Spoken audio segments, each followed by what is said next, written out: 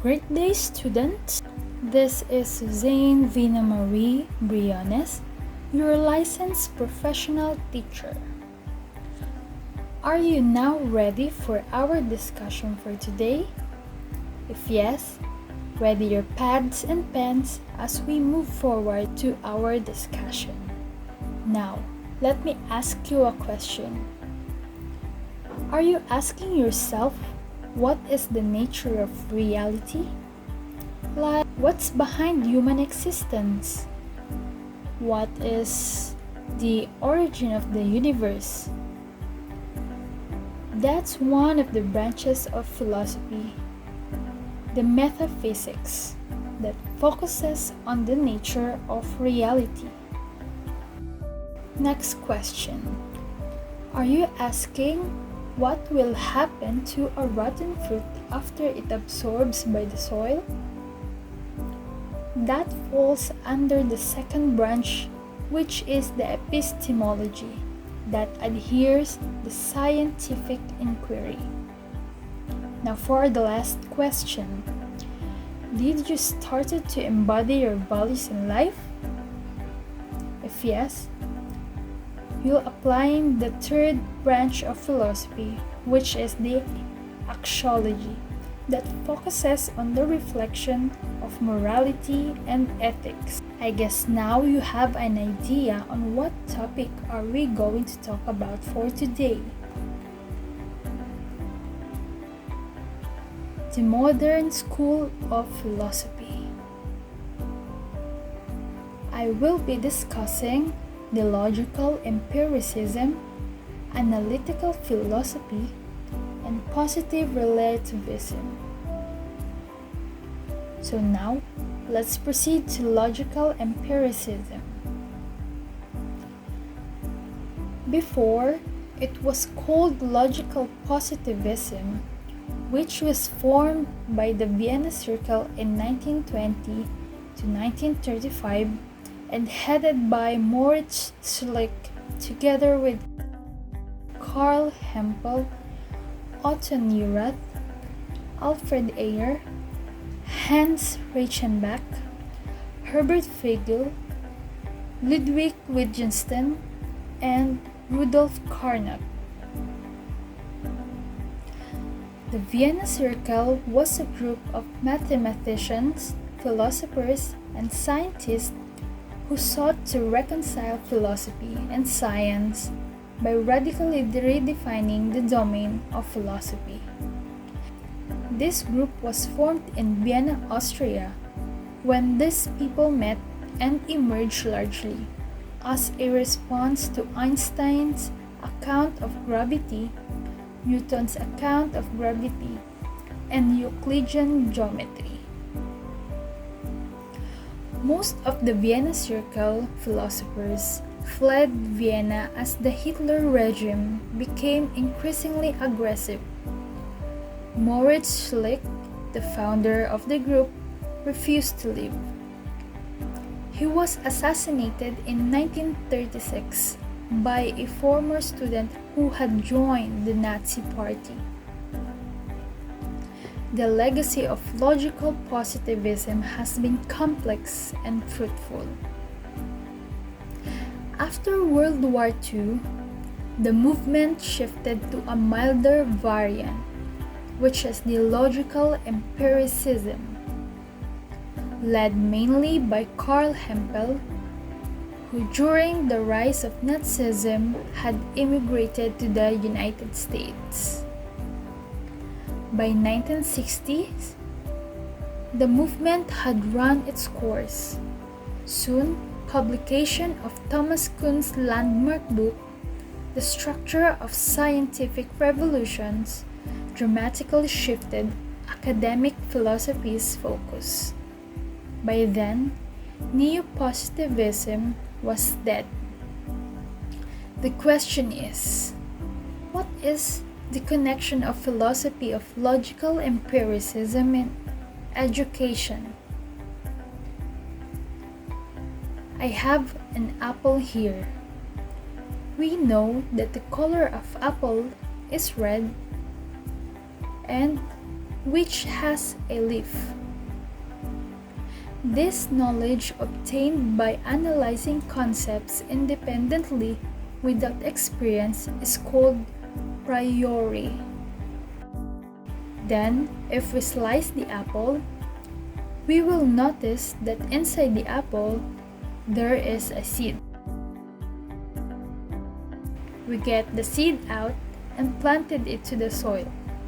After a few days, we will notice that the apple is a dicot, and after a few years, we will know that the average height of the apple tree is 30 feet tall. And that knowledge obtained was from experience called posteriori. If we extract logical empiricism from its individual meaning, logical from word logic, and empiricism from its etymology, Greek meaning is experience. Therefore, the origin of all knowledge is sense experience. It emphasizes the role of experience and evidence, especially sensory perception in the formation of ideas, and argues that the only knowledge humans can have is a posteriori. Most empiricists also discount the notion of innate ideas, or the idea that the mind is born with ideas or knowledge and is not a blank slate at birth. So now, let's proceed to our second topic, which is the analytical philosophy. Analytical philosophy is also called linguistic philosophy. It is a closely related set of approaches to philosophical problems dominant in Anglo-American philosophy from the early 20th century, that emphasizes the study of language and the logical analysis of concepts. So how does analytical philosophy works? For example, a traditional philosophical problem is: does God exist? Various philosophical schools have proposed answers to this question. But as an analytic philosopher, the approach will be: what do you mean by God? Different religions have wildly different ideas about the word God means. So before you can approach the question of God's existence, you have to define your terms more clearly. Analytical comes from the root word analyze, while philosophy means love of wisdom. Therefore, because of the love on wisdom, we analyze things and concepts that comes across us. Analytical philosophy is more interested in conceptual questions about the meaning of words and statements and their logical relations, than it is in spiritual or practical issues such as morality or the meaning of life. Because of this focus, it has a reputation for being technical. Analytic philosophers rely heavily on the vocabulary, assumptions, and equations of symbolic logic in their arguments.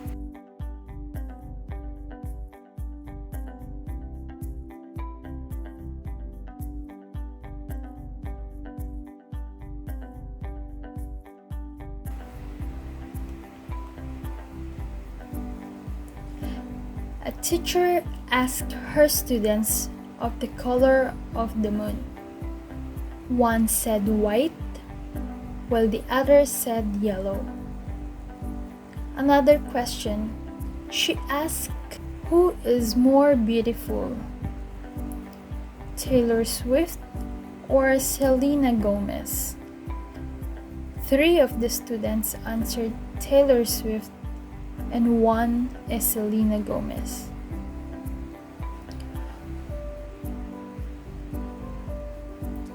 In such example, we cannot conclude that one of them is wrong, because in positive relativism, all truth is relative to a speaker, a judge, a place, a time, or a society.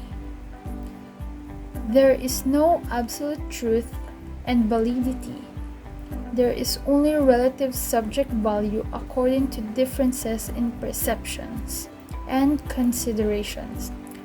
According to relativists, we cannot dispute a proposition because perceptions vary with individuals, and so does truth. There is a proverb, when in Rome, do what Romans do. There is no single way of doing something. It varies from individual to individual.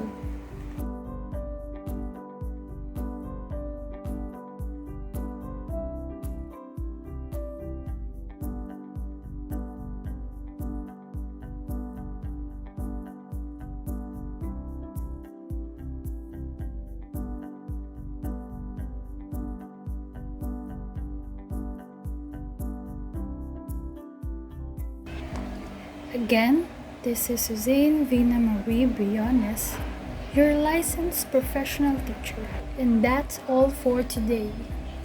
I hope you learned a lot on this topic.